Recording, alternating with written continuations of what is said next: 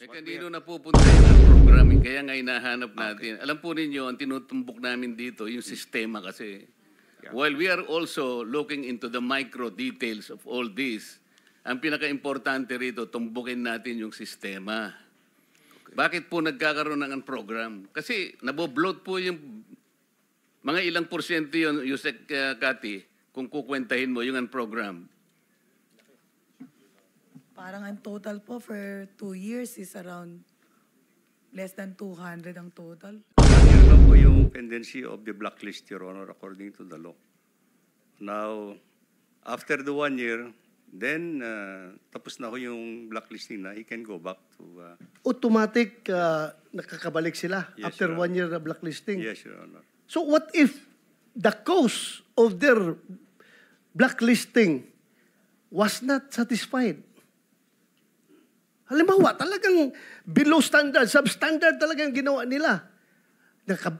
After 1 year, kahit na wala silang ginawa, by operation of law, nalilift yung kanilang blacklisting. So kayo sa DPWH, okay lang kayo na, okay, kumuha na naman kayo ng kontrata dahil according to the law, well, sundin natin ang batas, di ba? Yes, pero it is incumbent on your part, yes, being the implementer of all these government projects na, uy, tika muna, kahit na nalip na sa batas yan, hindi natin pwedeng bigyan uli yan dahil record nakailang suspension na yan. Ang daming project yung ginawa dito na hindi satisfactory yung resulta. Huwag na nating awardan yan. Blacklisted na ngayon eh. Porque nalip na yun, bigay na naman tayo uli sa kanila.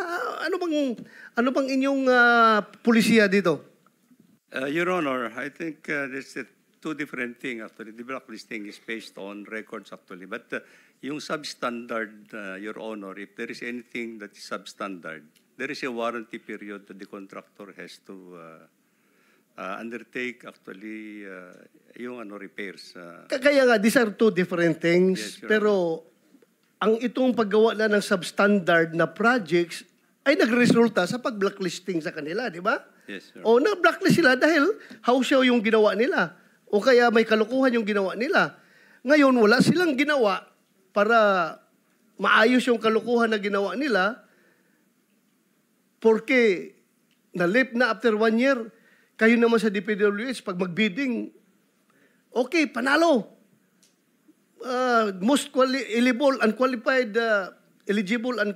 bidder, Diskaya. Sabi ng BAC, approve. Winner ang Diskaya.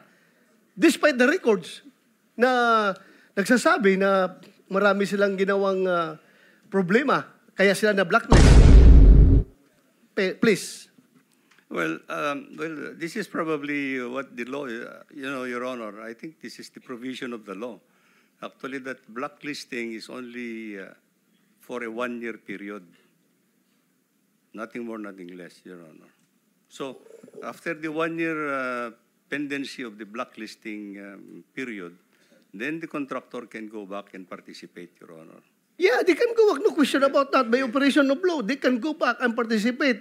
Pero kayo may hawak ng pondo ng gobyerno. Ipagkakatiwala ba ninyo ito kung mananalo sila? Ipagkakatiwala nyo sa kanila na alam ninyo na blacklist yan dahil marami ang ginawa na kababalaghan. Okay lang sa inyo. Well, this is actually the predicament of the procedure, Your Honor, because I think we cannot prevent actually a qualified contractor to bid. If he is already qualified, Your Honor, and the blacklisting is a separate issue already. Mr. President, Mr. Chairman, with the permission of Senator De La Rosa. Please refresh my my mind and my memory. When you say it is the provision of law, what law? 4566 or Under Republic Act 9184, I think, Your Honor. 8184? Yes, Your Honor. Anong sabi? Procurement law. Yusek Toledo.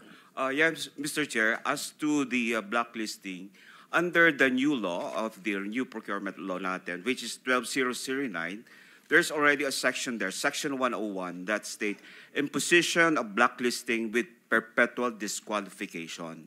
So mayroon na po tayo dyan. So the hope, if I may read, Mr. Chair, okay, the Hope shall impose blacklisting with perpetual disqualification based on any of the following grounds. One is commission of a third offense imposed with blacklisting under the Act by the same procuring entity or a combination of 3 violations imposed with blacklisting by the procuring entity and other procuring entities as posted on the GPPB portal, or failure to comply with the provision on warranty that requires to repair any noted defect or damage to the infrastructure project due to the use of materials of inferior quality within 90-day calendar days from the issuance of the order by the Hope to undertake such repairs. So that's already the provision, Mr. Chair, for the perpetual disqualification of a Pero contractor. 3 offenses.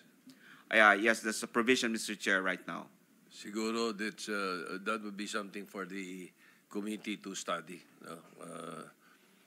Pag-aralan natin kung pwede nating amendahan yan. 3 offenses, parang masyadong marami na yun. Go ahead, Mr. Chairman, Senator De La Rosa. Thank you, Mr. Chair. So, pagkakaalam nyo, nakadalawa pa lang kayo? Strike 2 pa lang kayo? Na blacklisting? Yes po, Your Honor. Isa sa panahon ni Pinoy, isa sa panahon ni PRRD. Dalawa lang. Yes po, Your Honor. Sigurado ka? Yes po, Your Honor. Lahat ng kumpanya nyo? You have ilang kumpanya nyo? Bali, nag-divest na po kami sa iba, pero may loan po, may pinaloan po kami sa mga kamag-anak namin doon sa mga company na yon. So, bali po, wala pong blacklisting yung ibang company po. So far, ilang suspension lang natanggap nyo? St. Gerard only po. St. Gerard Dalawa lang? po. Dalawa? Yes po, Your Honor. So I agree with the Senate President na siguro, Mr. Chair, baguhin natin yung provision ng batas na yan na i-adjust natin dahil pabalik-balik lang ito eh. Pabalik-balik tayo. So far, Mr. Chair, yan lang muna ako at mamaya, if you allow this representation, pagbalik ni Alcantara, Alcantara, I will ask questions. Thank you, Mr. Chair. Thank you, Senator De La Rosa. Senator Bam Aquino. Maraming salamat, Mr. Chairman. Babalikan ko lang yung mga tanong ko kay Secretary Bonoan at kay Mr. Hernandez. Bryce, so dun sa 100, so di ba kanina inamin mo na substandard nga ang lahat ng proyektong nahawakan nyo sa Bulacan. Correct, no? Opo, Your Honor. Okay. Let's say, kunyari, so magkano ulit yung porsyentuhan natin? 25 ang ibinibigay sa... 25 to 30 po sa proponent. Okay, and then? Meron pong sa office na napupunta na 8.5%. Okay. And then kasama po dito yung mga taxes. And then meron po yung mga materials and testing. No, ano na yan? That's the actual project cost, di ba? Yes po, Your So, Honor. kung ihihiwalay mo yung binabayad ninyo na lagay and yung project cost, out of 100%, ano talaga yung napupunta sa proyekto? Sa flood control po, nasa 25 to 30% lang po ang napupunta sa project. At dun sa iba? Sa mga buildings po and roads, nasa 50% po. 50%. 45 to 50% po. Okay. At para ma-fulfill yung project na maayos, obviously, dapat lagpas sa 35%. No? Yung actual, kasi overpriced siya to begin with, di ba? Tama ba? Opo. Okay. So overpriced ka to begin with. Dun sa nakukuha ninyo, anong porsyento talaga yung kailangan para maging maayos yung proyekto? Sa flood control, kung 25 to 35, sabihin mo ng 30%. 30% lang talaga yung pupunta sa proyekto. Para maging maayos na flood control yan, ilang porsyento dapat yan? Doble? Pwede So, mo okay, pakiulit po, Your Honor? ulitin ko yung mathematics ha. So, merong project cost. Sabihin mo ng 100 million. Okay? Ang sabi mo, pag flood control, yung napupunta lang talaga sa proyekto is anywhere from 25 to 35%. Tama? Tama po. Sabihin natin 30%, yung gitna. Di ba? Kung ginawa mong maayos yung flood control, magkano dapat yung ginagastos ninyo para sa proyekto? Kasi ngayon, 30% lang yung ginagastos ninyo eh. So 30 million, kung 100 million yung project, 30 million lang yung ginagastos nyo sa proyekto. Kung ginawa nyong maayos yung proyekto, magkano dapat yon? Nasa mga 70% po, Your Honor. So doble, more than double.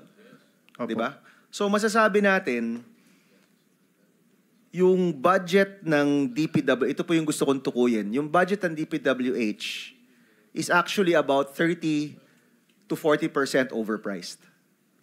Kung tama yung kung malalagay talaga sa tama yung project cost natin, it's about 30% overpriced. Correct?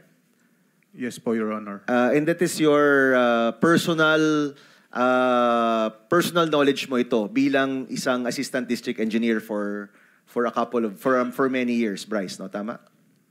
Yes po, Your Honor. Okay. Tatanungin ko si Secretary Bunoan kasi alam niyo po, sa October 20, pag-uusapan namin ng DPWH budget. Tinanggal na po yung flood control na 200, may nagsasabing 260, may nagsasabing 275 billion. May natitira pa. Hindi po kaya yung natitira ay overpriced pa rin?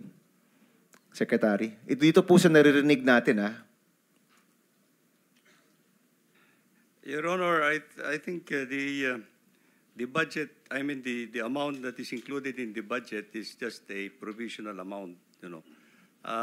If a project says 100 million, it is up to the implementing office actually to see to it that that project is done properly. What I am hearing now is actually that there are many ways for them to bloat the Opo, cost of kaya the project. overpriced. Kaya siya overpriced. That's why they're overpriced actually, Your Honor. Sino po yung nagde-decide dun sa mga project? Kasi lumalabas po kasi overpriced eh. 'Di ba? So, ino-overprice yan para may espasyo para maghatian. Yes. Pero sa sobrang grabe yung hatian, kahit yung project mismo, nakakalahati na rin lang yung napupunta dapat dun sa proyekto. In fact, 30% na nga, mas maliit pa. 50% for non-flood control, 30% for flood control. So, ibig sabihin nun, even yung paglalagay ng presyo ng mga proyekto, may problema. Doon pa lang, may problema na. Tama, Secretary, no? Yes, Your Honor. Kasi I think the district engineering offices has a threshold authority up to 150 million. So it's actually their authority. Incumbent na sa kanila how they're going to implement it. Nasa kanila po yan, pero hindi ho ba yan chinecheck ng central office ng DPWH? At least during your time, Secretary, no? If Secretary Dizon were here, I would ask him the same question, pero wala po siya dito. So Secretary Bunoan, hindi ba yan incumbent upon the central office to check kung overpriced ba talaga itong mga proyektong to o hindi? Your Honor, we gave them all the full authority actually at the district offices because they have all the check and balances in the implement. Nandun po yung quality assurance unit nila, nandun yung... Well, klarong-klaro po may problema tayo kasi... Audit nila, nandun yung audit nila, nandun yung inspector nila. So, it's all within their authority, So, Your Honor. sinasabi niyo po, pinaubayan na ng central office dun sa distrito. Yes, Your Honor. Oh, and this is something we have to change kasi kitang-kita po dahil pinaubaya po sa kanila, ilang taon na po yung ganyan ng sistema. Bryce, ilang taon nang ganito yung sistema ninyo sa pagkakaalam mo? Mula po nung dumating si Boss Henry Alcantara Which sa is office namin. 2019. That is 2019 po. 2019 po. So, 6 na taon. 6 years na ganyan po yan. 6 years po yan na napalampas lang ng DPWH. Of course, 3 taon lang po doon yung sa inyo, Secretary Bunoan. Yes, Your Honor. Pero systemic problem to eh. 'Di ba? So, sa October 20, sa DPWH budget, nais nating i-bring up to kay Secretary Dizon na hindi lang siguro flood control yung kailangang tanggalin. Baka kailangan i-audit talaga yung pagpaplano ng lahat ng mga proyekto. Kasi ano po yan? Ang laking pera po niyan. Ang budget ng DPWH Secretary last year was 1.2 trillion. Tama po, di ba? 1.088 trillion. Almost This year. 1.1. This year. This year. Last year, it was bigger. Mas No, malaki. No, Your Honor. 2020, Sorry, 2025, no? 2025. Almost 1.1 trillion. 1.088, yes. Your Opo. Honor. So kumbaga, parang 1.1 trillion at sinasabi po nyo, walang check and balance ang sentral. Nasa district lahat ng check and balance. Naklaro po dito sa distritong ito ay nagkakontsabahan, nagkakonspiracy po sila. No? So this is a serious matter because we're tackling the budget as we speak, Secretary. Baka po Kung 1 trillion po yan, baka clearly 300 to 400 billion po dyan.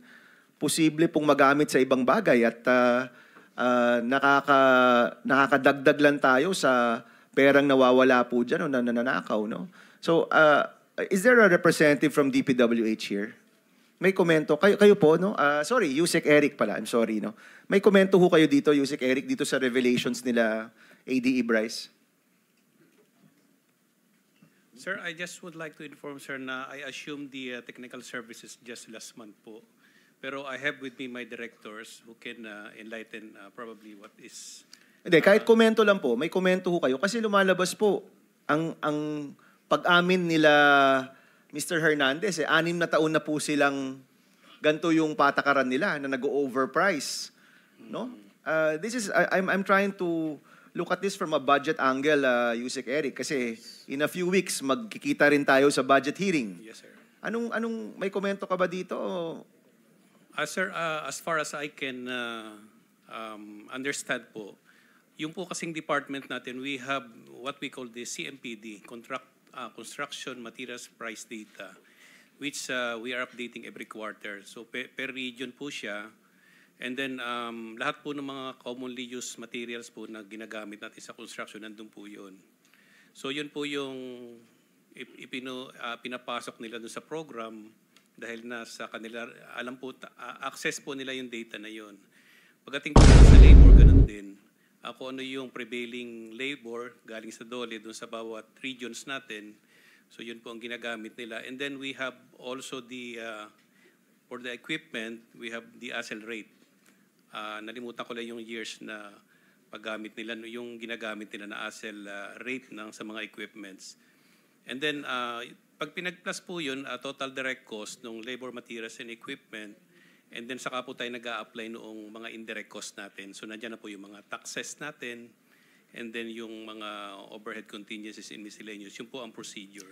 Papadaliin ko yung buhay niyo, Yusek, ha? Bryce, paano niyo pinapalobo yung presyo? Ano yung tinataas ninyo para lumobo yung presyo? Kasama na rin po yung yung binabanggit po ni Yusek Eric na CMPD at saka po yung mga quantity.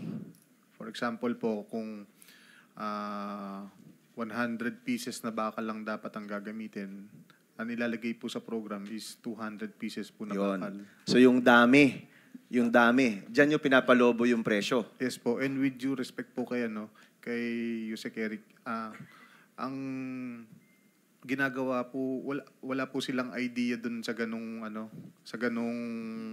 bagay kasi nasa district office lang po namin lahat. Pero ngayon may idea na sila, di ba? And I'm doing this, Yusek, para matulungan din kayo, para ma-check ninyo itong mga sinasubmit ng mga distrito. So, ang style ninyo, Bryce, itataas nyo yung quantity. Tama po, as per instruction sa amin, ganun po ang gagawin. Yung presyo ng mga items. Yung presyo with ng your mga permission. Yes, sige, tuloy mo muna yung question mo. Yung presyo ng mga items o mga materyales, tinataas nyo rin? Yung mga importante, for example po sa may flood control, yung sheet pile po, hindi po totoo ang nagiging canvas dyan. Meaning? For example po, ang presyo lang talaga niya is 30 pesos per kilo.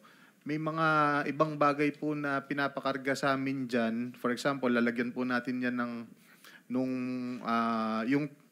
hauling fee. So, yung 30 pesos po magiging 40 pesos per kilo. Napakalaking po yun, adjustment po yun sa presyo ng materyales, Your Honor. So, bawat materyales, maghanap kayo ng paraan para mataas yung presyo sa quantity o dun sa presyo mismo ng mga items. Tama po, Your Honor. Itataas nyo yan para may porsyentuhan, pero at the end, kulang pa rin yun para sa proyekto. Tama po. So tinaas nyo na nga, tapos sinabstandard pa. Your Honor, actually hindi po siya substandard, bali under design po. Kasi ang ginagawa po natin, ino-over-design po natin yung plano, then ang susundin lang po natin is yung safe na design lang. So as per design po, under design po siya. Actually, Senator Bang- mali po yung term ko na substandard kanina. Alright. Let me correct it. Just Maraming just an salamat. interjection, no? Hindi ko lang ma-reconcile kasi, and this is addressed to Secretary Bonoan and maybe Yusek Cabral, ano? Kasi sa statement ni Bernardo, Yusek Bernardo, NEP pa lang, meron ng advance eh. Diba sinasabi niya ito sa paragraph 10, noong 2023, ang kabuuan ng mga proyekto na ibaba ni Yusek Bernardo, ni Alcantara, sorry, sa aking District Engineering Office ay mahalagang 710 million. Mula sa halagang ito, 450 ang pumasok sa National Expenditure Program o NEP. 260 naman sa GAA. Pagkatapos nagkaroon ng insertions, ang kasunduan ay 25% ang para sa proponent. May advance payment ito na 5 to 15% na kalimitang hinihingi ni Yusek Bernardo kapag ganap na ang NEP. So, I'm just wondering, did you have knowledge that the downloading of infra projects, at least sa Bulacan, nangyayari, nasa NEP pa lang? How could that happen? Or, paano makakakuha ng 5 to 15% na National Expenditure Program pa lamang? Hindi ko na ma-reconcile doon sa mga computation nila na meron ng nakapactory na ba yung 5 to 15% sa NEP pa lang? May halaga na yun, di ba, sa budget? Please. Your Honor, I would not know actually the arrangements that are being made actually. He was here, Yusek eh. Yusek for operations. Yeah, Your Honor, but I think in the NEP is just the listing of the projects. Budget proposal.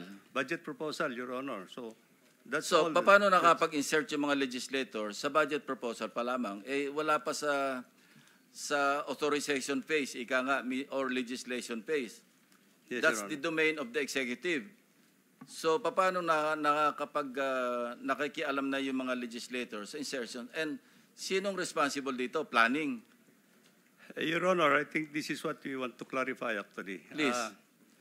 In the preparation of the National Expenditure Proposal in the NEP, I think we consolidate all the requests and proposals. For example, in the Senate, there is a leadership fund that is being earmarked for senators. Leadership fund. Leadership fund. Kindly elaborate. We call it leadership fund. In order that if there are actually priority projects that may be requested by members of the Senate, this is where we are going to include it into the National Expenditure Program. Your Honor? Teka, hindi ko makuha. Kasi yung NEP, itatransmit sa Congress, lower house, and then eventually, pagka House Gov, akin sa Senate. Yes. Eh bakit sa National Expenditure Program, meron agad insertions? That I cannot really understand for the life of me, no? Well, we don't really call it insertion, Your Honor. We call it consolidation for the time being, because this is actually when we put it into the NEP, this is actually the President's program. This is the President's program. President's budget. President's budget. President's budget. So this is consolidating all the requests from all sectors, like in the Senate, Congress, and everything, Your Honor. So this is where the list of projects are all incorporated into the NEP. Who vets this? Sino nagbe-vet? The vetting actually is with the planning service, so that it will be consistent with the projects that are being included are consistent with the development program of the government, Your Honor. Fast forward, paano kung natin i-reconcile doon sa mga costing nila? NEP pa lang, very premature, hindi pa ito GAA. That's what I don't understand, Your Honor. I cannot also understand. Why there is already this kind Kasi of kung an ipapactorin mo arrangement. yung 5 to 15% na advance payment na sa NEP pa lamang, paano sila magko-costing? Well, this is something Or paano ito, I cannot really reconcile, ano? Kasi ito implementation. Ang NEP is only a proposal. Yes, Your Honor. It's a proposal. Yung insertion dapat nangyayari either sa House Gov because we call it amendment. House Gov, yes, Your Honor. Amendment, no? Yes, Your Honor. actually insertion, pero amendment na tawag namin. And Yes. that's legal. That's correct. That's really within the power or authority of That's Congress. correct, Your Honor. Pero NEP pa lang, ba't may participation na yung legislature? This is what I don't understand, Your Honor. Well, you just said na nagko-consolidate kayo. You Yes, should sir. have understood it from the very beginning. Dapat hindi kayo nag-accommodate ng mga, ayaw yung tawag insertion. Anong tawag nyo kanina? Well, Leadership fund. Okay. leadership allocations, yes, Your Honor. Bakit nyo ina-accommodate? Well, the objective of it, actually, Your Honor, is we know that members of Congress, including senators, have actually some priority projects that they would want to include. They will have their time during the budget deliberation in the House and in the Senate. Your Honor, what we wanted actually to do, and this is actually under this administration, we wanted it already to be put into the National Expenditure Program, NEP, into the NEP, so that we want to avoid that by COM, the NEP should already be intact. Yet, wala pa tayo sa BICAM. Yes, Your Honor, and this is the reason Bakit why. hindi nyo sabihin sa kanila, can you not wait for your budget deliberation bago kayo mag-amend or mag-insert? Bakit nyo pinapayagan na exclusive jurisdiction ng executive branch yung paggawa ng budget proposal or yung president's budget? Why were you allowing it? Well, as I understand, Your Honor, Yung totoong reason, Yes. bakit? we really want Practical reason, sabihin nyo na lang. para sana hindi na nila gagalawin yung NEP. Inalaw na nga yung NEP eh.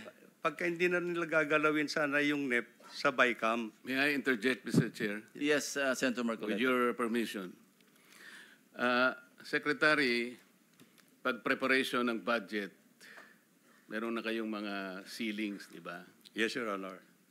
Tapos meron kayong tinatawag na allocable. Yes, Your Honor. Yun yung insertion. How much percent is that? The allocable to each member of Congress, Your Honor. Maybe Yusek Kati can answer that since he is in the planning service. Pangkaraniwan, sa experience mo, Yusek Kati, yung allocable, para hindi nagalawin nga yung inyong mga provisional estimates doon. Mga magkano yun? Ilan ang porsyento niya pag tutuusin mo? Yusek Kati. Allocable for the legislative allocable for House and the Senate, approximately 50% of the budget ceiling. Okay, that will be how much? Do you have a range? Kung 900 po yung ceiling namin per NEP, Okay. around half of it. Magkano nga yun? Mga 450? Opo. Okay, 450 billion. And then, Mr. Chair, papasok yung sinasabi niyong leadership. Leadership. So itong 450, 50% siya. No? Leadership fund, mga ilang porsyento yon Kasama na po yun. sa 450? Okay. Pagkatapos, Mr. Chair, bakit po ang DPWH ay nagsasubmit ng unprogrammed funds sa DBM, hindi nyo naman budget yon? Your Honor, as far as I can recall, the unprogrammed funds emanates from the House of Representatives. Hindi nga po eh. Kayo ang nagsasubmit, kayo ang gumagawa ng budget, pero hindi nakalagay sa DPWH, pero napupunta sa DBM. Siguro DBM ang sumagot. Di ba yun ang program fund sa inyo? Mr. Chair, as to the projects of DPWH, wala pong napupunta sa program once we submit the budget to Congress. 410 billion. So ito lang po 1 trillion po eh. Mr. Chair, 2025, biglang lumobo ng 1 trillion ng budget. Hindi man kailangan yun eh.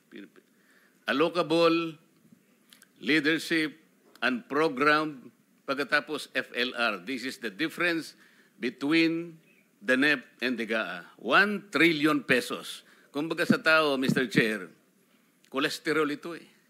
Taba.